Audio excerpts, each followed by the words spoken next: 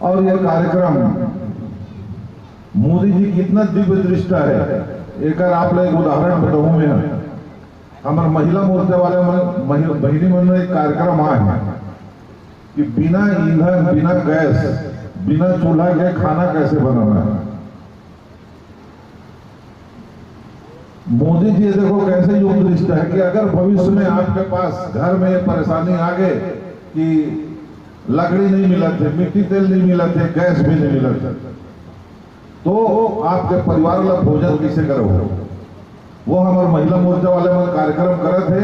वैसी ये प्राकृतिक खेती है कि रसायन डाल डाल के हम खेत ला इतना जहरीला कर दे हैं और उत्पादन कम होते और हमारे खेत में जो सभी प्रकार के वनस्पति जीव जंतु रहना चाहिए वो सब खत्म हो जाए और रासायनिक खाद खा के हमारे सब जवान सियान मन बीमार पड़ जाते हैं। कहीं को अगर किडनी फेल होते, कहीं लीवर फेल होते, कोई कैंसर से होते, ये सब कारण खान पान के हैं।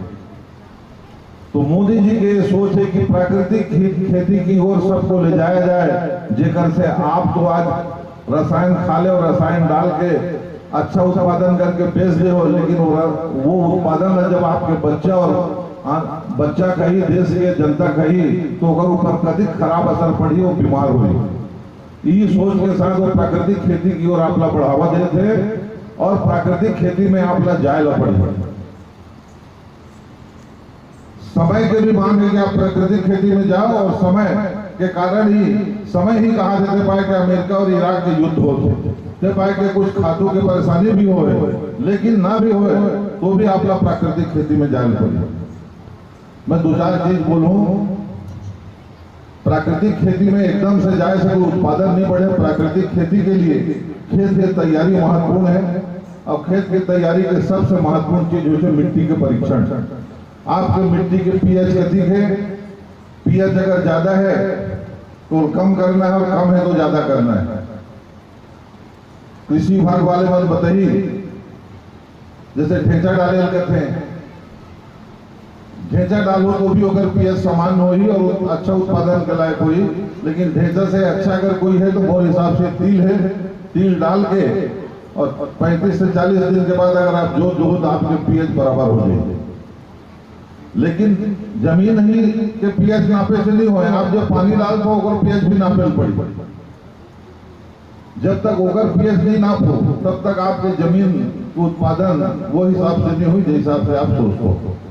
तो मोर निवेदन है कि जब भी आप प्राकृतिक खेती करो तो जमीन के पीएच, पानी के पीएच जरूर न पाओ और एकदम से रासायनिक खाद छोड़ना भी नहीं है, वो कम अनुपात में करना है। वो कृषि विभाग वाले बात बताइए कि कभी धीरे 2 साल 3 साल में करना है, लेकिन वो में जब तक आप जमीन में जीवाणु नहीं डालो, नाइट्रोजन, पोटास, डीएपी, एक आज का जीवाणु भी आते हैं, इफको जो है सब चीज के उत्पादन करते।